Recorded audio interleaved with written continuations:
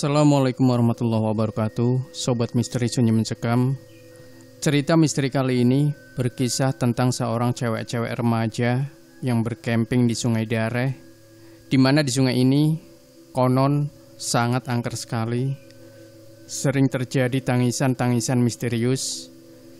Dan bagaimana cewek-cewek ini mengatasi rasa takut saat mendengar suara tangis misterius si kuntilanak ini. Yuk langsung saja kita simak sebuah kisah nyata misteri yang berjudul Kuntilanak Marni, Penunggu Sungai Dareh. Aku, Nuning, Raras, Tika berkemah di Sungai Dareh untuk yang pertama kalinya. Kami menentukan daerah yang masih berhutan jauh di hulu, namun tidak terlalu jauh dari pemukiman penduduk. Begitu hingga di lokasi yang kami inginkan, kami segera mencari posisi strategis untuk mendirikan tenda guna persiapan di malam hari. Kami juga mulai mengumpulkan ranting-ranting kayu kering untuk menciptakan perapian. Saat kami menyusuri Fatwa Kali, tampak ibarat ada rawa-rawa. Akar pohon bambu menjuntai ke sebuah sungai yang airnya cenderung hening dan berbatu. Ada juga beberapa tepian landai yang sangat cocok untuk merendam kaki kami yang cukup lelah berjalan menyusuri area hutan. Angin lembut berhembus menyentuh pepohonan bambu yang masih cukup lebat, kemudian meniup pori-pori badan kami. Kami memasuki tenda sesudah kami merasa puas berjalan-jalan, melihat keadaan sekeliling. Tika tampak mengeluarkan laptop dari ranselnya. Tidak salah lagi, Ratu Sosmed ini niscaya akan update status di sosmed. Aku, Raras, dan Nuning sibuk mengondisikan tas berisi makanan dan kudapan yang cukup banyak kami bawa untuk persediaan. Malam semakin larut, cuaca di sana cukup dingin. Kami pun menciptakan perapian untuk menghangatkan badan kami. Keheningan hutan mulai merangkak naik. Dalam keheningan tersebut, tiba-tiba terdengar sayu bunyi wanita sedang menangis. Tampaknya dari arah pinggir sungai. Kami hanya saling berpandangan dan bertanya-tanya, bunyi apakah itu? Tik, kau mendengar sesuatu? Tanyaku pelan sebab bulu romaku mulai merinding. Tika membisu saja, begitu juga sahabat yang lainnya. Masing-masing mencoba mempertajam pendengarannya. Iya, bunyi orang nangis kayaknya. Bisik Tika kemudian. Kamu dengar, Ras, Ning? Tanyaku pula kepada yang lainnya. Serem ah. Nuning bergegas memasuki tenda. Di antara kami, Nuning memang paling penakut. Kami semua menyusul Nuning kemudian dan menutup tenda rapat-rapat. Beberapa menit lamanya kami hanya saling berpandangan di dalam tenda. Namun terus terang, saya sendiri dan tampaknya yang lainnya juga merasa ingin tahu pada bunyi yang kami dengar bersama-sama. Apakah indera pendengaran kami yang salah tangkap? Mudah-mudahan saja itu hanya bunyi goresan pohon bambu yang tertiup angin. Kami pun merebahkan diri masing-masing, namun rasa ingin tahu masih menghantui kami. Antara ingin tahu dan takut, baru beberapa menit ketika kami berebah, tiba-tiba bunyi itu tiba kembali, dan sontak menciptakan bulu kuduk kami berdiri dan saling berpandangan. Tidak salah lagi, kali ini kami yakin bahwa itu memang bunyi seorang wanita yang sedang menangis. Mai, Nuning memanggilku. Suara apa itu? Tanyanya dengan wajah pucat. Aku diam. Benar kan, itu bunyi orang nangis kan? Lanjutnya dengan bunyi gemetar. Iya, tampaknya memang benar, Mai, desis Raras. Ngapain juga malam-malam gini orang nangis di pinggir sungai? Sepertinya Nuning mencoba menghibur diri. Tangisan tiba-tiba menghilang. Udah, tidur yuk, kataku mencoba menenangkan mereka sambil merebahkan diri. Nuning, Tika, dan Raras juga pelan-pelan merebahkan diri kembali. Namun lagi-lagi bunyi tangisan tersebut terdengar kembali, dan kali ini sangat jelas. Kami berpandangan dan merapatkan barisan. Nuning tampak mendekap Raras dan menutupi mukanya dengan selimut. Kami mulai curiga. Jangan-jangan kami sedang berhadapan dengan makhluk halus yang sering disebut sebagai kuntilanak. Setelah beberapa waktu, suara hilang lagi dan tangisan itu kembali terdengar. Kali ini lebih keras, tampaknya sangat bersahabat dengan kami. Sontak kami semua sangat panik. Kami tidak tahu apa yang harus kami lakukan. Kami memang sangat takut, namun juga cukup penasaran. Tapi keberanian kami tidak cukup untuk menggerakkan kaki dan meyakinkan eksklusif dari mana sumber bunyi tersebut. Apa mungkin semalam itu ada orang yang mencoba menakut-nakuti kami? Karena kami semua perempuan. Atau mungkin sahabat sekelas yang menyusul dan kemudian mengisengi kami? Ya, kami hanya terus berusaha menepis pikiran jelek mengenai makhluk angker itu sambil berharap malam cepat berlalu. Keringat cuek mulai membasahi badan kami. Suara tangisan itu ibarat menawan kami di daerah yang gelap, pengap, dan asing. Namun syukurlah, bunyi tersebut berangsur-angsur hilang, diganti dengan sayup-sayup ayam jantan kukuruyuk. Pukul 2 lewat, tangisan itu lenyap, dan untuk waktu yang cukup usang, kami terus memusatkan pendengaran sebagai reaksi waspada tingkat tinggi. Namun kami merasa lega, ia tidak kembali. Aku sendiri mulai mencicipi kantuk yang sangat berat. Akhirnya satu persatu kami tumbang, terlelap. Sinar matahari sudah menerobos masuk tenda kami dan menyibak lelap tidur kami. Satu persatu kami keluar dari tenda sambil memperhatikan keadaan di sekeliling tenda. Raras dan Tika tampak semangat ngulet, kecuali Nining. Ia tampak sedang mengemasi ranselnya. "Loh, mau kemana, Ning?" tanyaku heran. "Kita pindah bersahabat pemukiman penduduk aja, atau lebih baik pulang aja?" Mendengar Nuning, kami bertiga tak tahan menahan tawa. Tawa kami meledak. Mendadak kami ibarat mempunyai aksesori keberanian, sebab salah satu sahabat kami ngedrop. Namun walau bagaimanapun, Nuning ialah sahabat kami. Kami harus membulatkan tekad kami untuk tetap bersama dalam suka dan duka. Oleh sebab itu, kami kompak membujuknya dengan banyak sekali cara. Dan syukurlah, kami berhasil menahan Nuning untuk bermalam sehari lagi. Saat kami sedang asik menikmati suasana lokasi perkemahan yang cenderung masih perawan itu, ada seseorang, tampaknya penduduk setempat, memperlihatkan ikan hasil tangkapannya dengan murah. Tentunya kami tidak mau kehilangan kesempatan itu. Mantap. Ikan segar sebagai hidangan siang ini. Peristiwa yang terjadi tadi malam kami share melalui sosmed dan menjadi bahasan seru di antara teman-teman kami lainnya. Di antara mereka ada yang juga merasa ngeri, merasa khawatir, atau mengembangkan kisah serupa yang pernah mereka alami. Namun tidak sedikit yang malah menakut-nakuti kami. Dalam keseruan, waktu selalu terasa berlalu terlalu cepat. Sudah sore dan singgasana malam pun datang. Itu ialah malam terakhir kami di daerah tersebut. Ibarat komitmen kami dengan Nuning, rencananya besoknya paling lambat sore hari, kami sudah harus kembali ke rumah masing-masing. Kami juga mencoba meyakinkan Nuning bahwa tangisan itu tidak akan terdengar lagi malam ini. Kalaupun terjadi lagi, kita dapat lari ke rumah penduduk.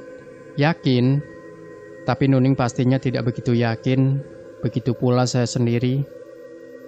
Waktu memperlihatkan pukul 10 malam, di depan api unggun kami asik mengembangkan cerita. Berbagai kisah yang dialami masing-masing. Kami mencoba melupakan kejadian yang dialami kemarin dan mencoba meyakinkan bahwa kuntilanak itu hanya ada di film. Sesekali kami saling mengejek dan kemudian pecah tawa. Malam api unggun memang selalu menarik buat saya dan juga teman-teman. Namun kali ini berbeda. Bunyi tangisan itu kembali terdengar, sangat terang dan keras. Tanpa sempat berpikir panjang, kami blingsatan memasuki tenda. Makhluk itu seolah menghardik kami, sebab kami masih berani berada di daerah tersebut. Di dalam tenda, Nuning tampak tertekan sekali dan menangis ibarat anak kecil. Ia juga setengah menyalahkan kami, sebab kami yang membujuknya untuk tetap tinggal malam ini. Sementara itu, tangisan wanita itu belum juga berhenti. Terkadang ibarat menjauh, terkadang pula terdengar sangat terang, ibarat dibawa angin ke arah tenda kami. Keadaan itu berlangsung hingga pukul 1 dini hari. Setelah itu berhenti cukup lama. Wajah masing-masing tadi sudah tampak pucat pasi, kini berangsur kembali normal. Sepertinya tangisan itu tidak akan terdengar lagi ibarat kemarin. Karena sudah cukup tenang, kami pun mulai merebahkan diri. Namun baru beberapa menit berebah, terdengar langkah kaki orang yang berjalan menginjak ranting dan daun-daun kering mendekati tenda kami. Kami hanya dapat menelan ludah. Apalagi ini? Siapa yang tiba itu? Diakah kuntilanak? Bergaun putih dengan rambut yang panjang tergerai dan mata melotot. Detik-detik yang begitu mencekam. Berbagai spekulasi jelek mulai menghantui kami ketika itu. Nak, terdengar bunyi berat khas laki-laki. Nak, ini bapak yang tadi siang menjual ikan. Kami saling berpandangan. Suara panggilan itu ibarat memberi pasokan energi buat kami. Tapi, apa benar? Masih dengan tetap gemetar, saya memberanikan diri menyibakkan tenda sedikit. Terlihat seorang bapak bau tanah menenteng lampu, berdiri di sebelah api unggun yang masih menyala.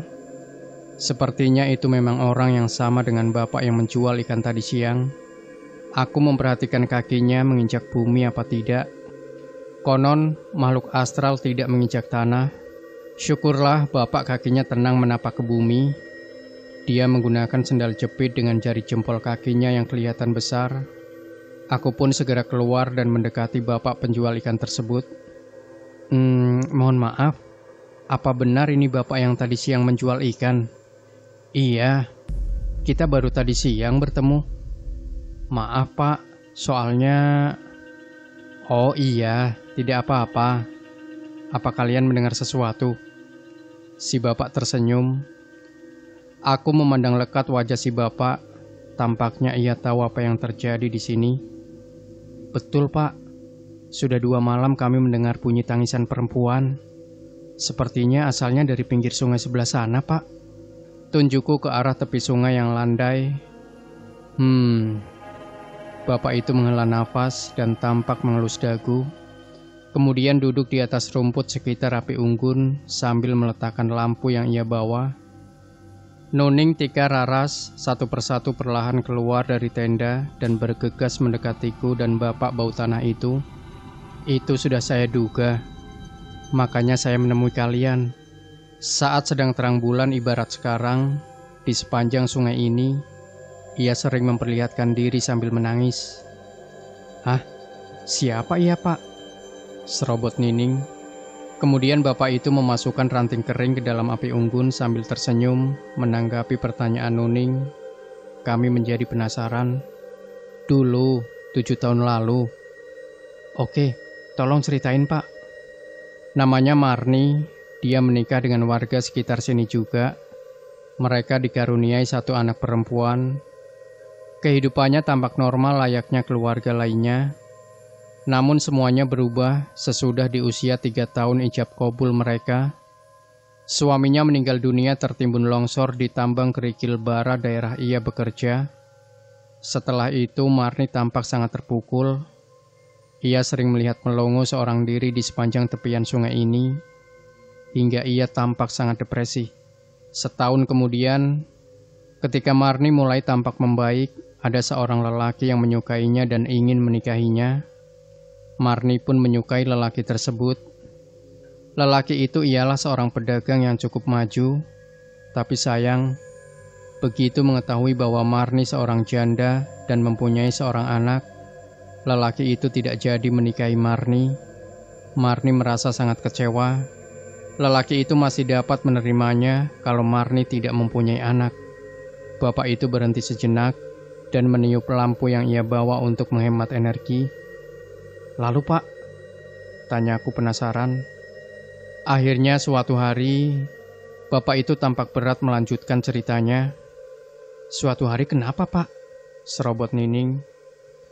Marni sangat tertekan atas nasibnya. Rupanya kejadian itu menciptakan matanya gelap. Suatu hari Marni menenggelamkan anak perempuannya yang masih berusia 4 tahun di pinggir sungai ini, hingga meninggal dunia supaya lelaki itu mau menerimanya. Hah? Kami semua terperanjat. Setelah itu Marni menemui lelaki tersebut dan menceritakan bahwa ia kini sudah tidak punya anak lagi sebab sudah dibunuh di sungai. Mendengar itu, lelaki tersebut malah murka dan menuduh Marni sudah gila sebab berani membunuh anak kandungnya sendiri. Lelaki itu resikonya pergi entah kemana menghindari Marni yang terus mengejarnya. Marni makin kecewa, namun resikonya ia menyadari kesalahannya. Tiap hari ia mencari anaknya ke sungai ini. Tiap hari ia menangis meratapi perbuatannya. Hingga suatu hari, Marni kenapa, Pak? Nuning lagi-lagi memotong kisah bapak penjual ikan itu. Marni gantung diri. Hah? Jadi... Ya, ia gantung diri sempurna di daerah kalian mendirikan tenda. Hah? Sontak kami terperanjat dan saling mendapatkan posisi duduk. Tapi untungnya upaya bunuh diri yang dilakukan Marni itu keburu diketahui penduduk setempat, sehingga ia cuma nyaris mati saja dan masih dapat diselamatkan. Bapak ngagetin saja. Saya kira jadi matinya. Ketus Nuning dengan wajah masih pucat. Si bapak tertawa. Begitulah nak kisah perihal Marni. Jadi kalau kalian mendengar tangisannya lagi, jangan khawatir, itu Marni. Bapak jamin ia tidak akan mengganggu kalian. Sudah ya, Bapak tinggal dulu ya nak. Baiklah, terima kasih banyak Pak, sudah mau tiba melihat kami. Balasku lega. Sama-sama nak. Bapak itu tampak menyalakan kembali lampunya dengan api unggun, kemudian berbalik dan melangkah perlahan meninggalkan kami. Satu persatu kami memasuki tenda dengan perasaan lega. Kehadiran bapak pencari ikan itu, serta ceritanya perihal Marni, menciptakan kami merasa simpati kepada wanita itu. Ya, walaupun ia sudah menciptakan kami gemetaran tak karuan, sepertinya Marni hanya ingin tangisan penyesalannya didengar orang lain. Itu saja. Kami pun memejamkan mata berusaha untuk tidur secepatnya, tetapi mata kami ibarat enggan dipejamkan. Kisah tragis Marni benar-benar membekas dalam pikiran kami. Senang sekali kalau pagi lebih cepat tiba menghampiri kami. Kegelisahan masih tetap hinggap dalam diri kami masing-masing. Apalagi sesudah mengetahui bahwa daerah kami berbaring saat ini ialah daerah dulu Marni melaksanakan upaya bunuh diri dengan cara gantung diri. Rasanya gatal sekali untuk update status di sosmed, mengembangkan kisah mencekam namun menarik untuk dijadikan materi obrolan. Beberapa menit kemudian, dalam keadaan antara terjaga dan ingin segera cepat tidur, tiba-tiba tangisan itu terdengar kembali, kali ini sangat keras. Ya Tuhan, sepertinya Marni berada sangat dekat dari tenda kami. Kami ingat pesan bapak penjual ikan tadi, bahwa Marni tidak akan mencelakakan kami, karena ia hanya ingin tangisan penyesalannya didengar. Lagi pula bapak itu rumahnya tidak jauh dari tenda kami, jadi kami dapat lari ke sana kalau Marni berniat mencelakakan kami. Lalu bunyi daun dan ranting yang terinjak kaki mulai terdengar jelas. Makin lama makin bersahabat, kemudian berhenti sempurna di depan tenda. Walaupun sudah mendengar kisah dari bapak itu, kami semua masih sangat ketakutan. Kami berharap akan mendengar suara bapak itu lagi yang memanggil kami, "Nak, nak." Tapi tidak ada. Apakah itu Marni? Bukankah hanya ingin tangisannya didengar saja? Apa kali ini ia ingin curhat dan memberi pesan yang tersirat kepada kami sebagai sesama wanita, supaya dihentikan hingga putus asa ibarat dia? Tapi mudah-mudahan tidak untuk itu. Kita belum tahu apa yang akan terjadi selanjutnya. Kalau Marni benar-benar berada di hadapan kami, dia tidak dapat diduga. Semoga saja bunyi langkah kaki tadi ialah bapak yang sengaja menjaga tenda kami, harapku. Pastinya juga harapan Nuning, Raras, dan Tika. Tapi kenapa ia berhenti cukup lama di depan tenda? Akhirnya pecah juga rasa penasaranku. Aku segera bangkit, kemudian nekat menyibakkan pintu tenda. Biar urusan ini segera berakhir, pikirku.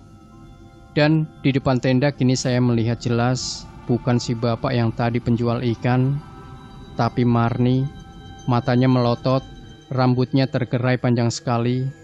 Mataku jelas sekali melihat sosoknya. Inikah wujud Marni? Apa mungkin bapak penjual ikan tadi telah memberi kami kisah bohong kalau Marni bahu-membahu telah meninggal gantung diri di daerah ini? Sepertinya begitu, si bapak berbohong. Lidahku yang tadi keluh tiba-tiba bertenaga dan eksklusif berteriak kencang, "Kuntilanak!" Lalu disusul teriakan Nuning, Raras, dan Tika. Aku lari secepat mungkin meninggalkan tenda dan diikuti oleh Nuning, Raras, dan Tika. Namun baru beberapa puluh meter kami berlari meninggalkan Marni, saya melihat si bapak penjual ikan itu di bawah pohon dengan lampu minyaknya. Dia sedang menertawai kami, dan kali ini kakinya tampak tidak menginjak tanah. Ia ibarat melayang di atas ilalang. Jadi rupanya ia juga setan, kuntilanak.